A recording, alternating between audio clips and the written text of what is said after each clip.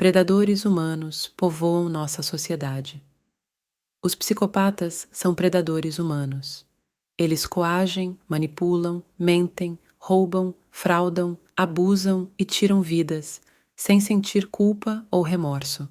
Um dos principais especialistas em psicopatia, Robert Hare, estima que 1% das pessoas sejam psicopatas, enquanto a psicóloga clínica Martha Stout sugere que esse número está mais próximo de 4%. Estudos indicam que os psicopatas estão superrepresentados no mundo executivo, corporativo e na política. Neste vídeo, vamos explorar a psicologia do psicopata, pois esse conhecimento pode nos ajudar a minimizar os danos que eles infligem a nós e a quem nos importamos. Em comparação com outros grandes distúrbios clínicos, pouca pesquisa sistemática foi dedicada à psicopatia, mesmo que seja responsável por muito mais angústia e perturbação social do que todos os outros distúrbios psiquiátricos combinados.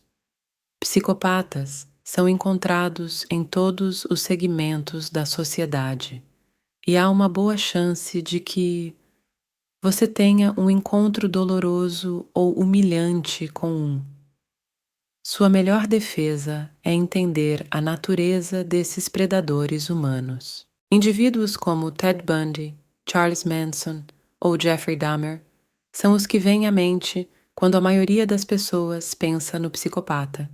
E, embora tais indivíduos sejam psicopatas, representam um extremo desse distúrbio. A maioria dos psicopatas, em vez de cometer crimes violentos, envolve-se em atos imorais que passam despercebidos pelo sistema de justiça criminal. Eles abusarão de membros da família ou negligenciarão seu bem-estar, enganarão outros para obter dinheiro, mentirão patologicamente ou manipularão outros para fins egoístas. Muitas pessoas não sabem nada sobre esse distúrbio, ou se sabem, pensam apenas em termos de pessoas que quebraram visivelmente a lei muitas vezes e que, se pegos, serão presas. A maioria dos psicopatas não está encarcerada. Eles estão aqui fora no mundo, assim como você e eu. A razão pela qual a maioria de nós se abstém de rotineiramente explorar e prejudicar os outros é porque possuímos uma consciência. Nós nos solidarizamos com o sofrimento dos outros. E se fizermos outro sofrer, sentimos culpa. Os psicopatas não têm consciência e carecem da capacidade de sentir empatia e culpa. Na verdade, um psicopata não sente amor, amizade ou qualquer conexão emocional com ninguém. Se os psicopatas mantêm laços com outras pessoas, é apenas porque os veem como uma posse, recurso ou ferramenta. O vazio emocional que existe no coração do psicopata os torna capazes de se envolver repetidamente em atos que prejudicam outras pessoas. A razão pela qual a maioria de nós se abstém de rotineiramente explorar e prejudicar os outros é porque possuímos uma consciência. Nós nos solidarizamos com o sofrimento dos outros. E se fizermos outro sofrer, sentimos culpa. Os psicopatas não têm consciência e carecem da capacidade de sentir empatia e culpa. Na verdade, um psicopata não sente amor, amizade ou qualquer conexão emocional com ninguém.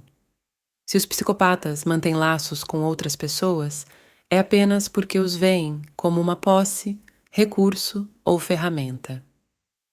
O vazio emocional que existe no coração do psicopata os torna capazes de se envolver repetidamente em atos que prejudicam outras pessoas.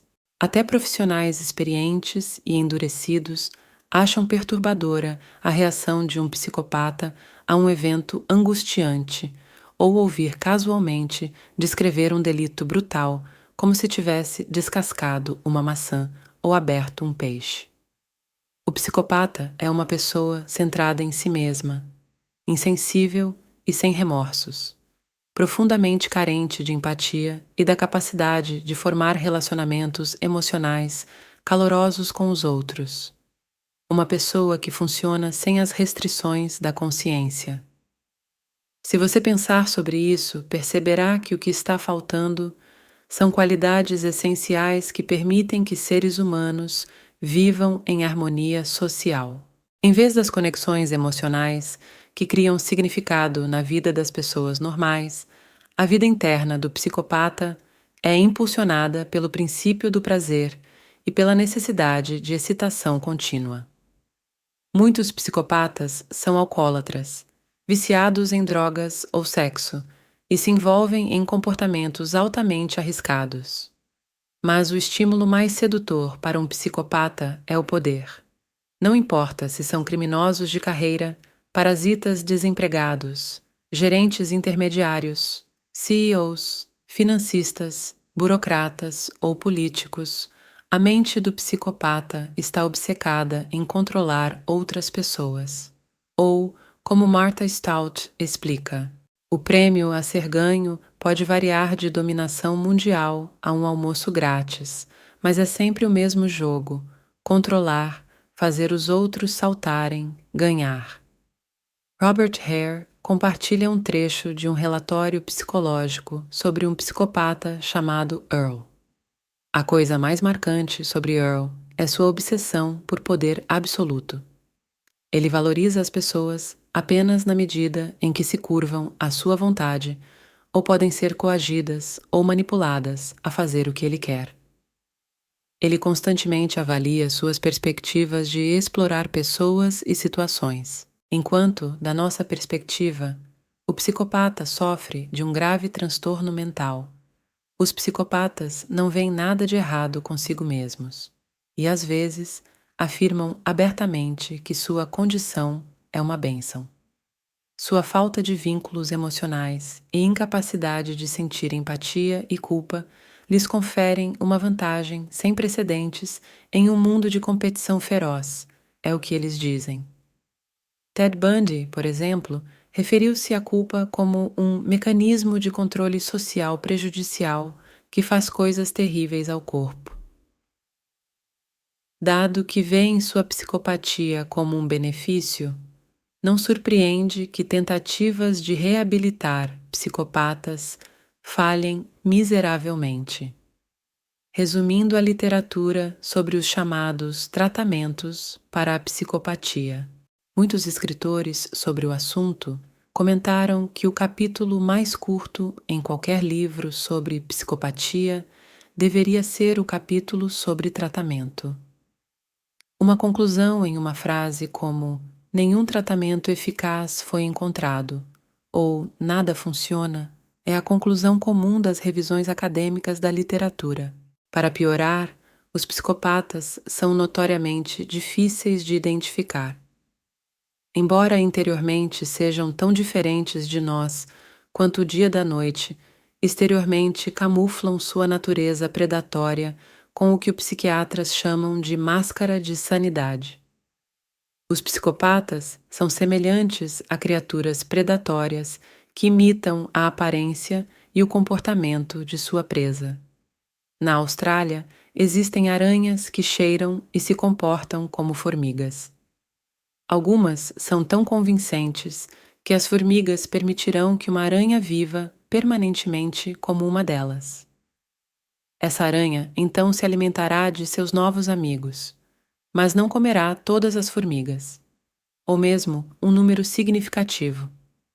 Em vez disso, ela extrai recursos lentamente, de maneira sustentável e ao longo do tempo. Para piorar, os psicopatas são notoriamente difíceis de identificar. Embora interiormente sejam tão diferentes de nós quanto o dia da noite, exteriormente camuflam sua natureza predatória com o que os psiquiatras chamam de máscara de sanidade. Os psicopatas são semelhantes a criaturas predatórias que imitam a aparência e o comportamento de sua presa. Na Austrália, existem aranhas que cheiram e se comportam como formigas. Algumas são tão convincentes que as formigas permitirão que uma aranha viva permanentemente como uma delas. Essa aranha então se alimentará de seus novos amigos, mas não comerá todas as formigas, ou mesmo um número significativo. Em vez disso, ela extrai recursos lentamente, de maneira sustentável e ao longo do tempo. Martha Stout diz em seu livro: a maioria das vítimas que conheci em meu trabalho relatou que seu envolvimento inicial com uma pessoa psicopata e sua associação contínua, mesmo que ela ou ele as fizesse sofrer, foi um resultado direto de como encantador ela ou ele poderia ser. Inúmeras vezes observei pessoas balançarem a cabeça e fazerem declarações como: ele foi a pessoa mais encantadora que já conheci, ou senti como se a conhecesse para sempre, ou ele tinha uma energia que outras pessoas simplesmente não têm. Felizmente, há rachaduras na máscara de sanidade do psicopata. Uma dessas rachaduras é um sentido patologicamente inflado de autoimportância, que os psicopatas acham impossível esconder. Os psicopatas têm uma visão narcisista e grosseiramente inflada de seu próprio valor e importância, uma egocentricidade verdadeiramente surpreendente e senso de superioridade, e se veem como o centro do universo, como seres superiores justificados em viver de acordo com suas próprias regras. Outra maneira de ver através da máscara de sanidade do psicopata é prestar atenção à sua maneira de falar.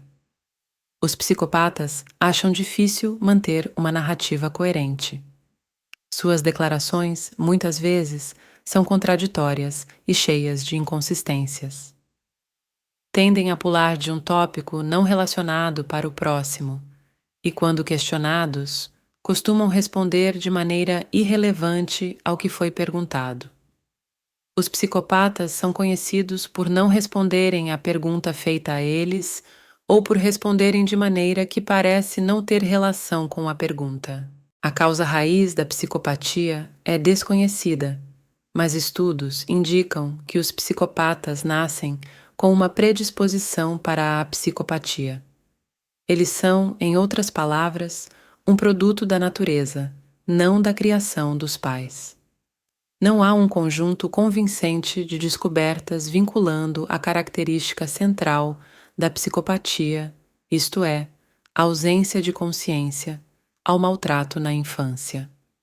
Na verdade, há algumas evidências de que psicopatas são influenciados menos por sua experiência inicial do que não psicopatas.